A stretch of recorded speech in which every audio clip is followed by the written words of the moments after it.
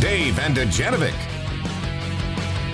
Welcome back to the show. Dave and Dujanovic. Filling in for David Dujanovic is Amy Donaldson. Amy, thanks so much.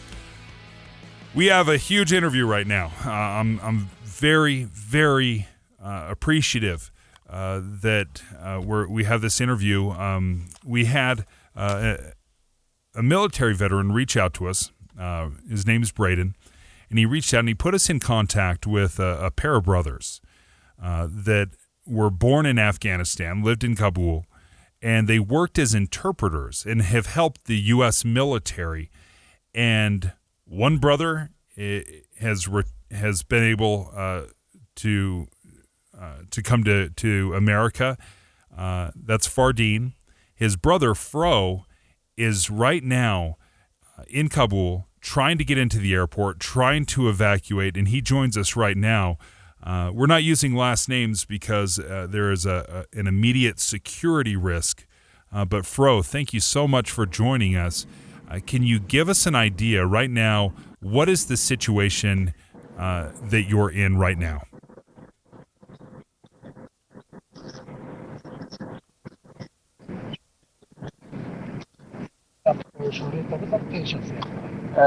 Hello. In Afghanistan, now everybody knows that the situation is going very bad because Taliban and these guys are coming and they are surrounded everywhere. So nowadays we are facing a lot of problems. We are in a lot of troubles. Like we can't go outside, especially families like us, and especially our family, because you guys know that my elder brother is a U.S. Army. So this is the reason that we are trying to hide ourselves, because the Taliban are nowadays they are searching for us. So it's so trouble there for us. Are you in danger? Exactly, we are. I and our whole family, because the guys are searching for this. They're searching for the U.S. military's family. They're searching for their spouse, their children, their whole family. If they find it, they will get them disappear, or they will hunt them like this. Is there anything the U.S. could do to help you? I mean, I know you have to get yourself to the airport. Is there anything that would help you get inside? The only choice we have right now to save our life or to remain alive is to get out of the situation or get out of this country. And getting into the airport is the only choice we have. But when we get to airport, there are U.S. military that don't let us go in. They're just asking for U.S. passports, or they're just asking about green cards or visas. So we don't have these documents. We just have Afghan passport and visa and email and our email address. So this is not what we can say. This is not enough for them. They are just asking for U.S. passport. So Right now you're listening to the voice of Fro, and Fro is the brother of an American interpreter that worked with the U.S. military. And Fro right now is in Kabul. He's trying to leave Afghanistan. He's trying to get into the airport right now, and he keeps getting turned away. By U.S. military. By U.S. military, because he doesn't have an American passport. They are prioritizing Americans with passports are who are being prioritized right now. Fro, what other options do you have if you can't get out through the airport?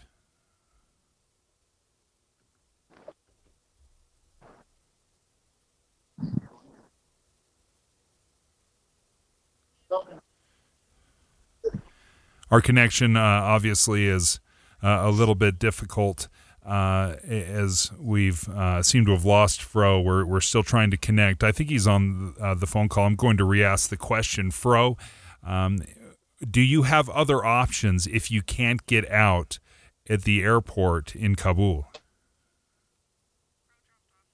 I think we lost Fro. Braden joins us right now. I can touch on that. His options are to try to cross the border into Pakistan, try to flee into Iran, and those are both extremely dangerous in his situation. To the east, he's got huge mountain ranges that are very hard to pass. So his only option is that airport. I'm sorry to interrupt. We have helped coordinate his emergency visa numbers. Mm-hmm. We have sent them to the State Department numerous times, and they said, these are the documents you need. When he showed up at the airport yesterday, they turned him away. And he's also in a unique situation because his brother Fardeen, who I served with, I was in the army in Afghanistan with Fardeen. After our deployment, he came home and he joined the United States Army. Mm.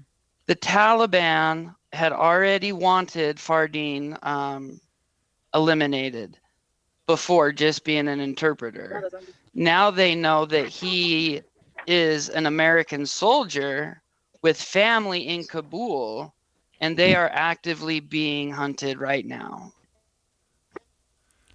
So, I mean, is there a way they could connect with other Americans? Is there anybody there that's not in the military or that's like peripherally associated with the military that could protect them? I mean, what if you're in charge? If somebody puts you in charge, what do you do? So, me and a couple other veteran friends of mine have reached out to numerous contacts through the State Department. The 82nd Airborne has soldiers there. And it's hard because there is American citizens that need to get out that aren't getting out. There's chaos at the airport, so I can understand how this is a difficult situation. Did he have the option of coming know. earlier? Was this even an option for him to come earlier? Did you anticipate this happening?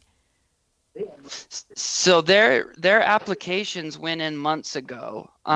Fro, are you back? Yes, it looks like we have Fro and Fardeen joining us right now. Hello, this is Fardeen. I'm here, sorry. Thank you, Fardeen. We've been talking to your brother, Fro. Fro, are you just looking... how many people are you trying to get out right now? Is this just yourself, or are there other family members that you're trying to get out as well? No, sir. We are 11 buddies in our family, so we whole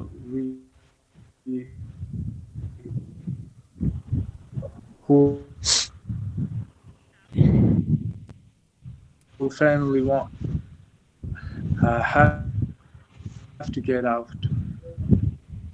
We're dealing with a little bit of a connection issue. As you hear Fro say, there are 11 members in his family that they're trying to get out in extreme danger because his brother Fardeen, who joins us right now, has joined the U.S. military, has helped as an interpreter in Afghanistan, but has now moved to America and has joined the U.S. military as well.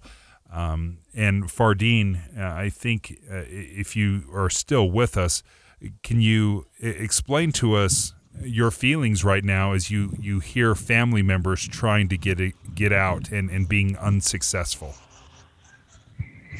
To be honest with you, my feelings are, the saddest days of my life. I'm experiencing for the past few days that how the situation turned out in Afghanistan that nobody expected. It was all a surprise for everyone, including myself, and the way all this is happening. And I'm just looking to see anything I have in my hand to be able to help them out. But I don't get no lack of being able to help out my family, and I see them with all the pain that they are suffering overseas. Do you feel like the U.S. government has failed you and failed the allies and the families that have worked with the U.S. military over the last 20 years? You know, if the situation goes like this, I mean, me losing my family members, it's just so painful that to see the government the way they pulled out their soldiers and everybody and all the people who helped them out, and their family members' lives are at risk, in a very high risk. And of course, I think if the U.S. government don't do anything about the people who are left behind, the soldiers' family members, the interpreters' family members, I think it would be a big mistake for the US government that they're making to just leave the people who help them. They're uh, just like a soldier, the interpreters, like myself. I was an interpreter in Afghanistan. I did it for several years. I've been to so many missions in the front line. We got shot at. We had cars, trucks blowing up on us. We had so many ambushes. Like, it's just doing all that thing, and then at the end, we're not able to even save our own family, our own blood, our own immediate family who are brothers and sisters for us. That gives me a feeling, a very bad feeling of, okay, what happened to my service?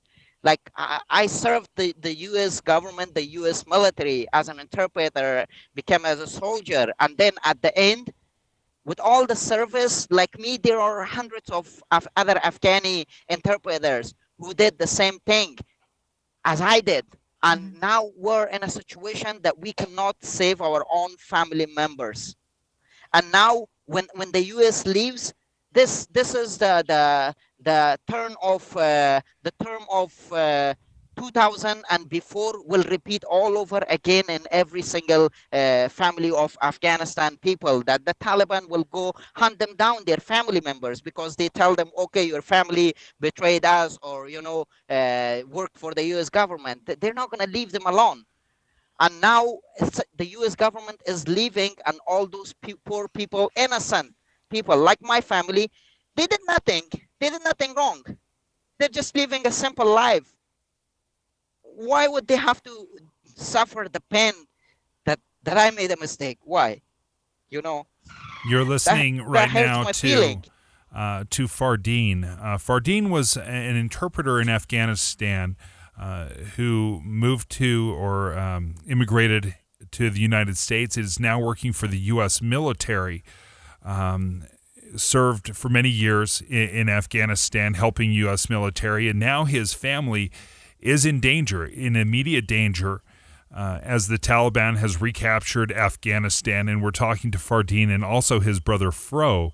And Fro is joining us from Kabul, Afghanistan. And he and his family, 11 family members, have been trying to get into the airport, trying to get evacuated.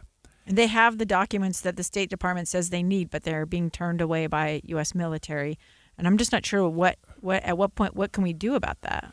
Fro joins us right now, who actually is in Afghanistan right now trying to evacuate. How long do you have? How long will you continue to try to get into the airport to evacuate? In these past 2 days, we are trying several times a day to get into the airport, but we got failed because whenever we go to the airport, the American troops don't let us to go inside because they just want American passport. If anyone don't have any American passport, they don't let them go inside. They just want American passport. So our main problem is now to just get into the airport. So if an American troop or an American army don't escort us to get inside the airport, there we don't have any other choice, because there's a bunch of peoples outside of the airport that already they don't have any passport or don't have any other documents from U.S. embassies, but they're just trying to get inside the airport. So it's just making traffic there. Are you seeing Taliban in the streets?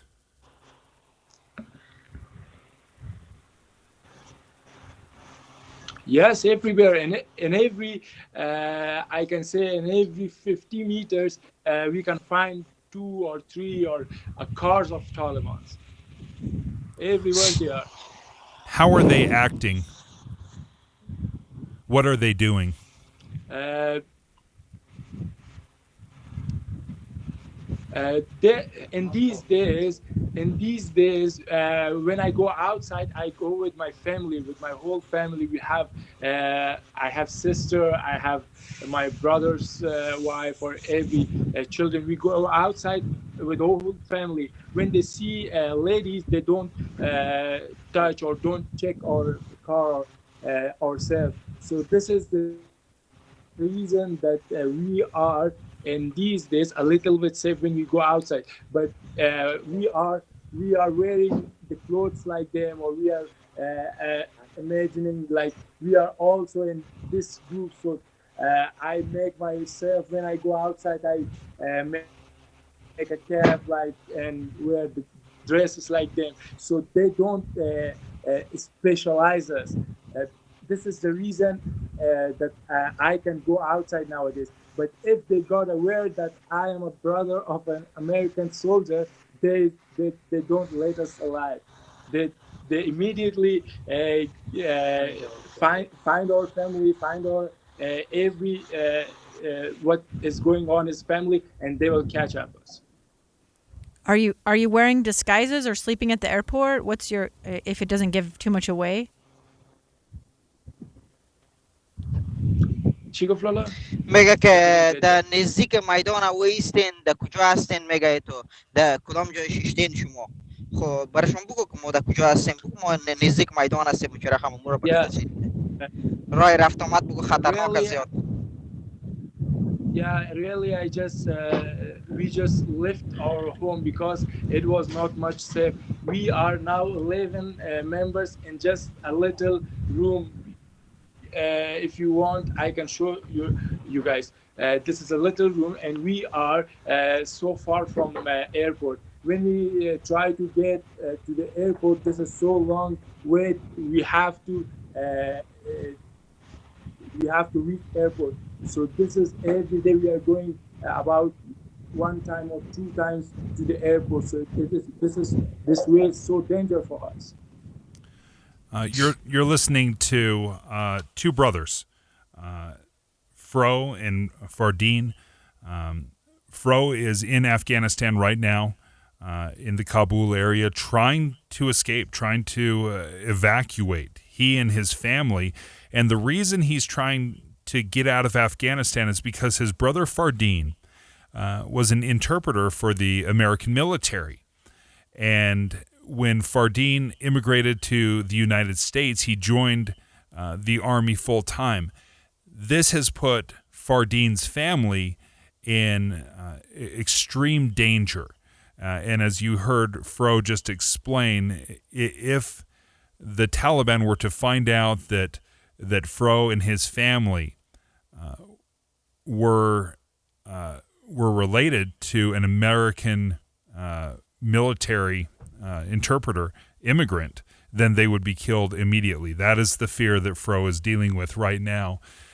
Were there any promises, Fardeen, as you are still on the call with us, Fardeen, were there any promises from the U.S. military that if you were to help and be an interpreter and help in this fight against the Taliban, were there any promises that you would be able to immigrate or that your family would be protected? No. No, there was not, never has been such a promise that it would have. But every once in a while, or I would say that they were saying that, for example, the U.S. Government, whoever worked with the U.S. government, they already knew that once the U.S. government leaves Afghanistan, all these interpreters' lives would be in danger. So that's why, like, there was not such a promise made to me, but I got a way to come to America and get my visa and everything. And same way they did the SIV and everything for other interpreters to get them to America. So forth, so many of them they came, but the ones that are left behind, there was no promises made for them. But at the same time, it's just a help of. Them this is the way they expected from the US government to at least be able to help them out and take them with them once they leave Afghanistan. This is how so many other interpreters joined the US military to be able to do as an interpreter. That way, at the end, when the US is leaving, they were saying, the US were saying that we're not going to leave the US interpreters or our allies who worked us and who helped us out in Afghanistan during this 20 years of war in Afghanistan. Fardeen, the Taliban has promised amnesty. They've promised to forgive. Do you trust the Taliban? Could they have changed since the time that you were there? According to my childness experience that I had while I was child in Afghanistan, according to what I have seen, and as an interpreter that I did a lot of missions and everything, I never trust the Taliban's any word what they say, and they have already started killing people in the villages where there are no social media, or where there are like a lack of social media and people that are living in the villages. I heard today they shot someone who was a commander of uh, a, uh, he was a commander for the government, working for the district, and they captured him, they shot him. So I would never trust Taliban what they say, because they're not a word. They cannot keep their word. They already started doing what they were doing 20 years ago, or before 20 years in Afghanistan. Fardeen, So yes. did you were you surprised at how quickly the Taliban took over? Did you have more confidence in the Afghan military and the new Afghan government? I did have a lot of strong confidence on the Afghan government that they would have never turned out this situation like this. And I never thought, it was a big surprise for me, and I'm sure for so many other people in the world, around the world, it was a big surprise for the US, for the people, how the US left Afghanistan. This is the biggest surprise. And at the same time, yes, of course, this is even bigger surprise how the Taliban turn out to be so many Taliban around Afghanistan, and the government even did not have much information on them, that they were that strong, and there was that many Taliban to be able to control and take over the entire Afghanistan in less than a week. Fro, are you seeing any violence in the streets? خشونت میگم میبینی در سرکا مردم چه رقم مردم ترسیده مردم چه رقم است میگه زده کردن کس Actually, not nowadays, but they are new. They are just at the first they are just trying to create their power. But after, I believe that after some days and after some weeks, they will start to apply their rules, and their rules are so strict and against the people, or against the families, or against the society who have worked or helped the U.S. government. So I exactly believe that they will start the violence after they complete their creation of their rules. Fro, is it more dangerous for the women traveling and women and children who are traveling with you, or just the risk is the same for everyone?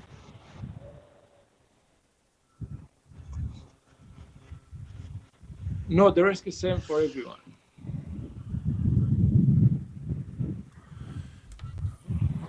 Well, we appreciate. We'll let you return. Thank you, Fro and Fardeen. Thank you so much for I appreciate you this guys. conversation.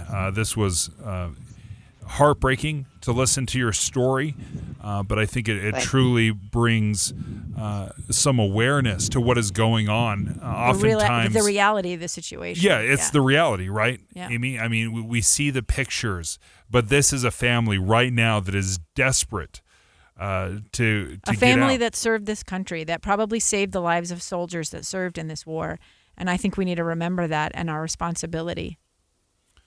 When we're gonna jump out to a quick break, but when we come back, Braden is the United States veteran that put us into contact. And Braden, if you don't mind sticking around for this next segment, and we want to have a discussion. You know what? Executive decision here. We're blowing out all the commercials. We're just going to go straight into the conversation. I agree. I concur with this decision. I apologize. We're going to talk to Dave Cawley, but about the Cold podcast. But I want to continue this conversation. And Braden, can you give us an idea of the role that Fardeen played as an interpreter for you? Fardeen was a crucial part of our mission. We were stationed in Jalalabad, Afghanistan. Fardeen already had years under his belt working with the military.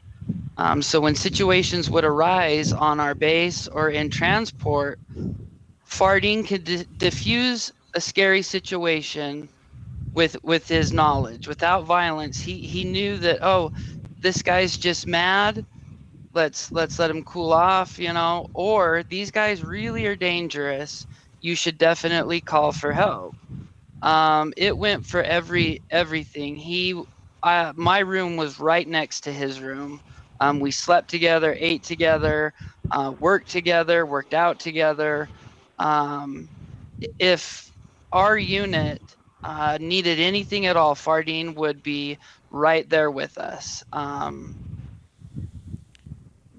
Obviously, the language barrier in itself with any country is hard, but the customs, the courtesies of the Afghan people, Fardeen was a main reason why all of our people came home alive. Braden, I assume that your feelings about this week, or what you've seen the last few days, is really complicated, like most veterans. What is Fardeen the only translator that you're trying to directly help, or is there a way people could support? What other things can be done? So I have teamed up with a couple other veterans who have different. So me and one other veteran have been directly trying to help Fardeen and his family for over 72 hours straight now. But we know many close friends that are helping with Afghan commandos that are over there, Afghan army that worked before. So behind the scenes, there is a lot of veterans that are trying everything we can to get people out. What's that like as a veteran and a person who served there, to see it fall back into Taliban hands so quickly, and see these people who took such great risks to serve alongside you or help you, struggling even to just get into the airport? I don't speak for all veterans, but I think that most of us knew that withdrawal was inevitable, that we couldn't be there forever. We could debate on if we should have left in 2010, 2020, but it is so heart-wrenching to see what is going on. It's hard to talk to people without getting into a debate about how much money we spent over there, or the lives that were lost fighting over there. What it comes down to is that the people that came home, most of us feel like we did a good job. We met people like Fardeen, like his family. We delivered care packages. We played soccer with kids. Those stories don't get covered. And to see them having to evacuate and be in danger, it hurts. It sucks. On a personal level, this is not just a professional level for you, is it? There's a personal attachment to these people, these brothers that you work with. Very personal. The big picture, I love the people of Afghanistan. I've met hundreds of just great people. But with Fardeen, he is a brother to me. He helps me. We call each other when we're having bad days. His family is very important to me because I know they're a good family. They're good people. And Fardeen means the world to me. I would do anything for him, just like he has proven he has done anything for me. He's put his life on the line for me and my fellow soldiers. So it is very personal.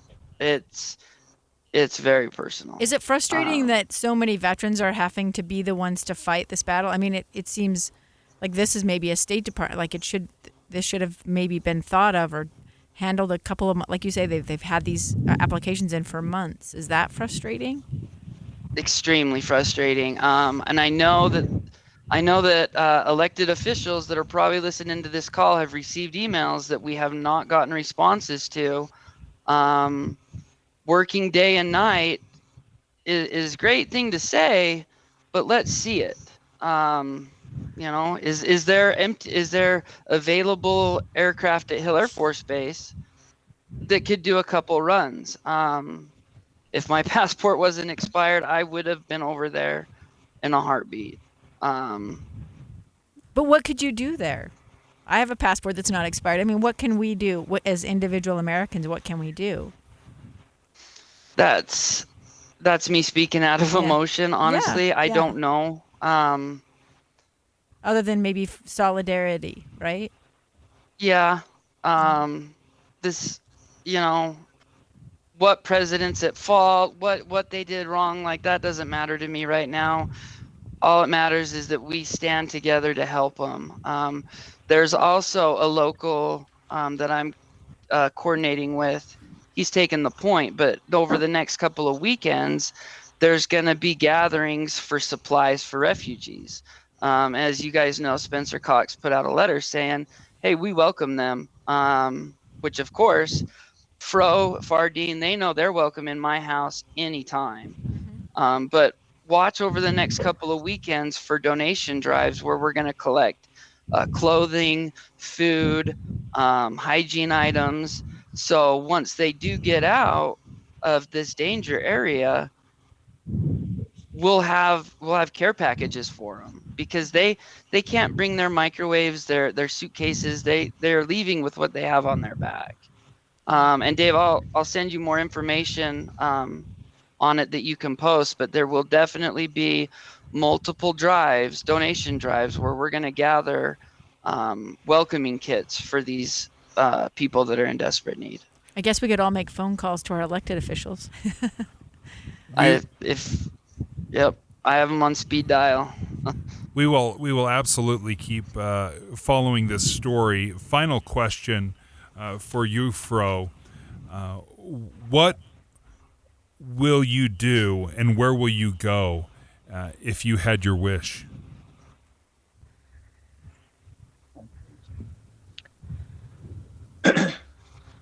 As you know, brother, everybody has one wish at all, to be together with family safe. And this is the only thing I want right now. I just want to be with reach my family and be safe with them. I don't want to miss my family. I have little brother also. I have another kids. We have another kids. My brother have kids, and we are a little big family. And I don't want to lose one of them. They are all what I can say. They are all they are also good for me. So I don't want to lose one of them, and I want to be together one day with my whole family, happy and safe. This is the only thing I want right now. Fro, Fardeen, thank you so much for telling your story. Thank you for being so open. Braden, thank you. We'll stay in contact because this story is this brings a real light to what is happening right now in Afghanistan. And I think so many of us are watching the news and watching the video, and this is where I feel the heartbreak. And Fro and Fardeen, the best of the luck. Bless you. We're pulling for you, and we are praying for you. So thank you so much for joining us.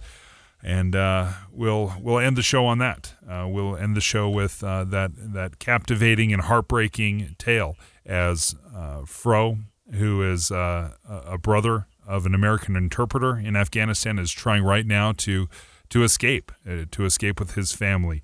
And as he said, all he hopes is that he can be together with his family and safe. Dave and Dujanovic.